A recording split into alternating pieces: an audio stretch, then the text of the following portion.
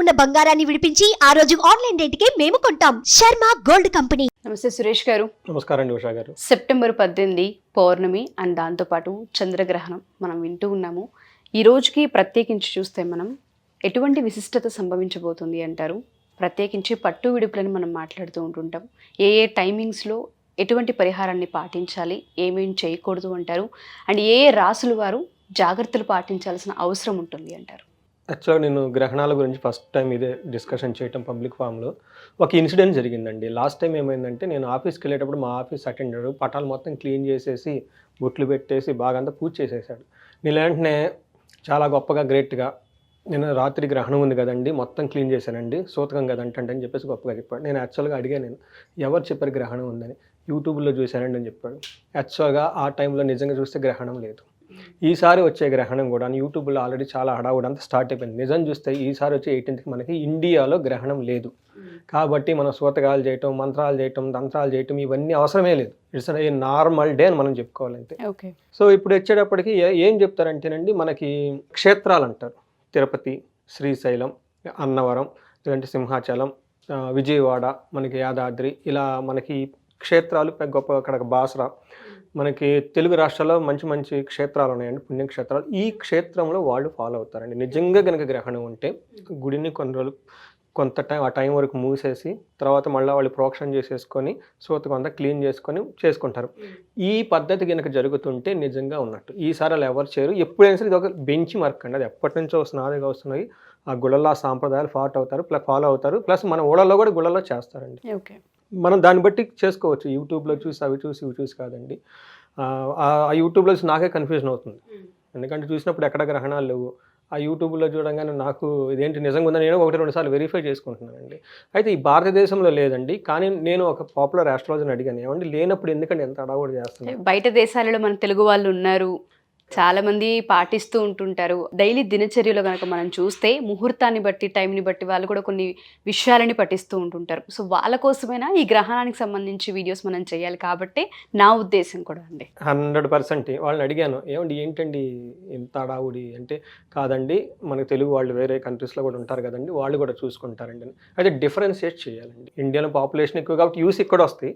వాళ్ళు ఏదో కొంచెం ఇక్కడ కూడా జరుగుతుంది, తెలుగులో చెప్తున్నారు కాబట్టి మనకుంది అన్న సందిగ్ధంలో పడిపోయి కన్ఫ్యూజన్ అయ్యే అవకాశం ఎక్కువ ఉంది. కాబట్టి ఫస్ట్ క్లారిఫికేషను, తెలుగు రాష్ట్రాల్లో ఇండియాలో ఎక్కడ గ్రహణం లేదు కాబట్టి ఈ సూతకాలు ఇవన్నీ ఏమీ చెల్లవు. It's a kind of normal day అని అనుకోవాలండి. అయితే ఇప్పుడు మనం చేసే డిస్కషన్ ఎవరి గురించి అండి, మనకి గ్రహణం ఎక్కడెక్కడ ఏ కంట్రీస్లో ఉందో వాళ్ళ గురించి చెప్పుకుందామండి. ఇది వచ్చేటప్పటికి ఇండియన్ టైం ప్రకారం 6:20 నుంచి 10:17 వరకు ఆ రోజు ఉందండి. 18th మార్నింగ్ వస్తుంది. యాక్చువల్గా గ్రహణం అంటే ఎప్పుడు ఉండాలంటే నైట్ ఉండాలి. చంద్రగ్రహణం అంటే నైట్ ఉండాలి. కానీ మార్నింగ్ ఉంది కాబట్టి ఇది మనకి అప్లై అవ్వదు, ఇది చల్లదని మనం చెప్పుకోండి. అయితే ఈ భారతదేశంలో అయితే ఖచ్చితంగా లేదు. అయితే ఈసారి ఏమవుతుందంటే అండి, ఈ చంద్రగ్రహణం వచ్చిన 15 డేస్కి మళ్ళీ సూర్యగ్రహణం కూడా వస్తుందండి.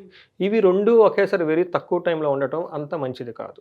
ఎందుకంటే ఒక్కసారి గ్రహణము, ఒకసారి చంద్రగ్రహణం ఉంటే బాగుంటుంది. అంటే తక్కువ టైంలో ఉండి 2 సార్లు గ్రహణాలు ఈసారి ఎక్కువగా ఉన్నాయండి. మనం లేకపోయినా కానీ బట్ ఓవరాల్గా దాని ఇంపాక్ట్ ప్రపంచం అంతా ఉంటుంది కాబట్టి అది కొంచెం యాస్ట్రాలజికల్గా చూస్తే కొంచెం నెగటివ్ సైన్స్ అండి. ఆల్రెడీ మన కలామిటీస్ అవి ఇవి వరదలు ఇవన్నీ చూస్తూ ఉన్నాం, యుద్ధాలు చూస్తూ ఉన్నాము.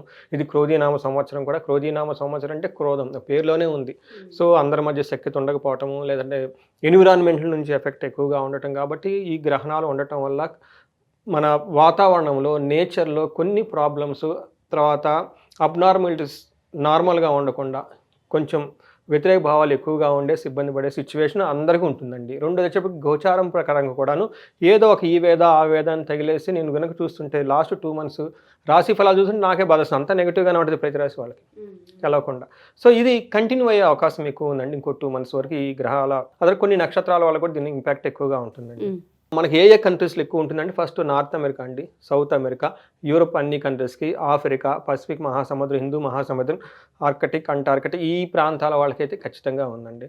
సో వీళ్ళకి ఈ టైంలో ఏం చేయాలంటే 2 పనులు చేయాలండి. ఒకటి మనకి గ్రహణం అది జియోగ్రఫిక్ లొకేషన్ వాళ్ళు ఉన్న ప్రదేశాన్ని బట్టి కనుక చూసుకుంటే ఏ టైంలో వస్తుంది, ఏ టైంలో పోతుంది. ఎందుకంటే ఎంత పెద్ద ఏరియా అని మనం ఇప్పుడు ఈ తక్కువ టైంలో చెప్పటం కాబట్టి గ్రహణం స్టార్ట్ అయ్యి గ్రహణం ఎండ్ అయ్యే వరకు మధ్య అన్ని పుణ్యకాలం, అంటే అది సూతకం ఉన్నా కానీ ఆ టైంలో మనకి మంత్రశాస్త్రం ప్రకారం తర్వాత ఆధ్యాత్మిక ప్రకారంగా చాలా ఇంపార్టెంట్. ఎవరైనా కనుక ఆధ్యాత్మికంగా ఎదగాలి అనుకుంటే కనుక, లేదంటే విశేషమైన శక్తులు వాళ్ళకి కావాలి కనుక అనుకుంటే కనుక ఆ టయాన్ని సద్వినియోగం చేసుకోవాలి. ఇక్కడ మన మంత్రశాస్త్రంలో ఏం చెప్తారంటే, ఒక మంత్ర సిద్ధి మనకు కావాలంటే ఒక మంత్రం అక్కడ ఉంది, నేను ఇక్కడ ఉన్నాను, చాంట్ చేస్తూ చేస్తూ చేస్తూ చేస్తూ ఉంటే ఆ మంత్రం నాలో ఇమిడిపోయి ఆ శక్తి నాకు వస్తుంది అనమాట. దానికి ఆ శక్తి అంతా నాకు అబ్జర్వ్ ఆ వంటబట్టి ఆ మంత్రం అంతా ఆ మంత్రం మ్యాగ్నిఫై అవ్వడానికి టైం పడుతుంది. దానికి జపం కౌంట్ చేయాలన్నమాట. అంటే ఏం చెప్తుంటే, సపోజ్ ఓం నమ శివాయ ఉందంటే 5 అక్షరాలు, ఒక్కొక్క అక్షరానికి 1,00,000 చొప్పున జపం చేయాలి. అంటే 5 ఓం నమ శివ అని కనుక ఉంటే ఆ మంత్రం నాకు సిద్ధించాలంటే 5 lakhsని ఆ మంత్రం నేను జపించాలి. అది గురువుల ద్వారా తీసుకుంటా. గురువుల ద్వారా తీసుకోకపోతే ఇంకా ఎక్కువ ఉంటుంది, అది ఎప్పటికీ కనెక్ట్ అవ్వం మనం. అందుకని గురువుల ద్వారా మనకు ఉపదేశం కనుక చేస్తే ఆ మంత్రాన్ని మనకు అన్ని లక్షలు కనుక జపం చేస్తే మనకు సిద్ధిస్తుంది. అయితే 5 lakhs నేను 1 టైంలో చేయలేను. మహా అయితే నార్మల్ టైంలో మనకు ఆఫీస్ టైంలో బిజీ టైంలో ఒక 1/2 hour కూర్చొని చదవగలుగుతాం. ఒక 100 టైమ్స్ చదవడానికి 4 minutes పడుతుంది. మేబీ 10 మాలలు ఏమైనా చేసుకోగలుగుతాం. 10 మాలలు అంటే 1000 అవుతుంది. 5 లక్షలు చేయాలంటే ఎంతకాలం పడుతుంది? టైం పడుతుంది. మనం అదే ప్లేస్లో కనుక కూర్చుంటే 6 నెలల్లో 7 నెలల్లో సంవత్సరం టైం పడుతుంది. ఎంత గనక చేసి శ్రద్ధాభక్తిగా ఉండి నిష్ఠనీయులతో ఉండేసి గురువుల సమక్షంలో చేసి ఆ తర్వాత తర్పణము ఆ తర్వాత హోమం కనుక చేస్తే ఆ ప్రొసీజర్ చేస్తే మంత్రం మనకు సిద్ధిస్తుంది. అక్కడి నుంచి మనం ఎప్పుడైతే మంత్రం చదువుతామో అక్కడి నుంచి ఆ మంత్రం కూడా కొంచెం కొంచెం మనం చాంట్ చేసుకుంటూ వెళ్ళిపోవాలి. డైలీ 100 టైమ్స్ చదువుకుంటూ పోతూ ఉంటే ఎప్పుడు ఆ మంత్రం మనలో ఉంటుంది. మనకి ఏదైనా కానీ కలామిటీ పడినా ఇబ్బంది పడినా దుఃఖం కలిగే సిచ్యువేషన్ వచ్చినా మనం ఎక్కడన్నా ఒక మంచి పని చేయాలి, మన మైండ్ పని చేయట్లేదు, అప్పుడు ఆ మంత్రం కనుక తెలుసుకుంటే మన మైండ్ ఆ మంత్ర ప్రభావంతో మనకి క్లారిటీ వస్తుంది, పాజిటివ్ వైబ్రేషన్ వచ్చేసి మనం వెళ్ళిపోతాం. అలానే మనకి నెగిటివ్ వైబ్రేషన్స్ వచ్చినప్పుడు ఈ మంత్రం కనుక చదువుకుంటే ఆ మంత్రం ఇంపాక్ట్ మనకి చాలా క్విక్గా నార్మల్ అయిపోతుంది. ఇది ఈ గ్రహణ టైంలో ఏదైనా కనుక మంత్రం కనుక తీసుకుంటే గ్రహణం స్టార్ట్ అయిన టైం నుంచి ఎండ్ అయ్యే వరకు యూజువల్గా 1 hour 2 hour 3 hour 4 hour కంటే ఎక్కువ ఉండదండి మ్యాక్సిమం. సో ఈ టైంలో బిగినింగ్ నుంచి ఎండ్, అందులో మనకి పంచాంగాలు ఇస్తారు, లోకల్ క్యాలెండర్ ఇస్తారు. బిగినింగ్ నుంచి ఎండ్ మన కనుక మంత్రం చేసి బిగినింగ్లో మన స్నానం చేయను అన్నీ చేసి ఇష్టదైవం పూజ చేసుకొని దీపారాధన చేసి ఆ మంత్రం మనం చక్కగా శ్వాసం వేసుకుని రుద్రాక్షమాలు కానీ తీసుకొని చాంట్ చేసుకుంటూ వెళ్ళిపోతే ఎండ్ అయ్యేటప్పటికి అది 2 hours 3 hours అయితే కనుక ఎండ్ వరకు కనుక చేసి ఆ తర్వాత కనుక మనం పూజ చేసుకుంటే ఈ 5 లక్షలు చేసిన టయానికి అంత టైం లేకుండా ఈ టైంలోనే ఆ మంత్రం సిద్ధించేస్తుంది. ఓకే. సపోజ్ కొన్ని అక్షరాలు ఉంటాయండి, షోడశ మంత్రాలు ఉంటాయి, 16 బీజాక్షరాలు ఉంటాయి, పంచాదశి 15 బీజాక్షరాలు ఉంటాయి, కొన్ని 10 బీజాక్షరాలు ఉంటాయి. అంటే 10 లక్షలు చేయడానికి ఎంత టైం పడుతుందా? వాళ్ళకి 1 year 2 year పట్టచ్చు. అంటే ఇంత టైం మనం చేయకుండా ఈ గ్రహణం టైంలో ఆ మంత్రాన్ని కనుక మనం చాంట్ చేస్తే బిగినింగ్ నుంచి ఎండ్ వరకు అన్ని లక్షలు చేసిన తపస్సు అంతా సిద్ధి అంతా ఈ టైంలోనే వచ్చేస్తుంది. ఆ మంత్రం వాళ్ళకి పట్టేస్తుంది.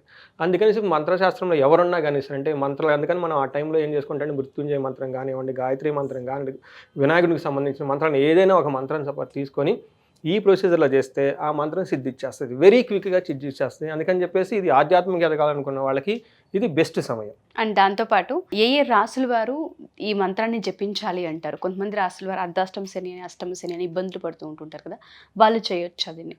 వెరీ వెరీ గుడ్ అండి. సో మనకు వచ్చేటప్పటికి శనికి సంబంధించిన ప్రభావంతో ఎప్పుడు 5 రాసులు ఉంటాయండి.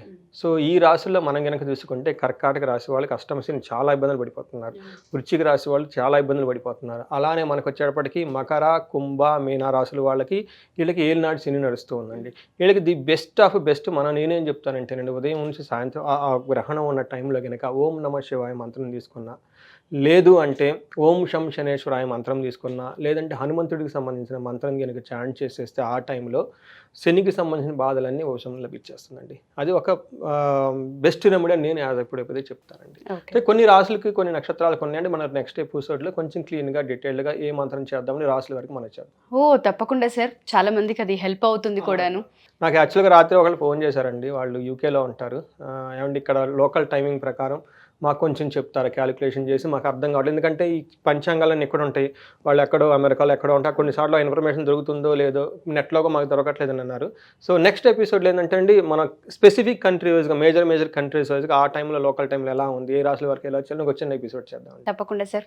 థ్యాంక్ యూ సురేష్ గారు. అండ్ దాంతోపాటు ఎవరైనా సరే పర్సనల్గా సురేష్ గారికి కాల్ చేయాలనుకున్న జాతకరీత్యా కావచ్చు, లేదా గ్రహణం టైంలో ఏ మంత్రం పఠిస్తే మంచిది, చేయవలసింది ఏంటి, మా రాశి వారి ఏ మంత్రాన్ని జపించాలన్న వాటిపైన మీకు అవేర్నెస్ క్రియేట్ చేసుకోవాలి అనుకున్న సురేష్ గారిని అడగాలనుకున్న కింద స్క్రోల్ అవుతున్న కాంటాక్ట్ నెంబర్ని కాంటాక్ట్ చేసి సురేష్ గారి టీం మీకు పూర్తి వివరాలను అందిస్తారు.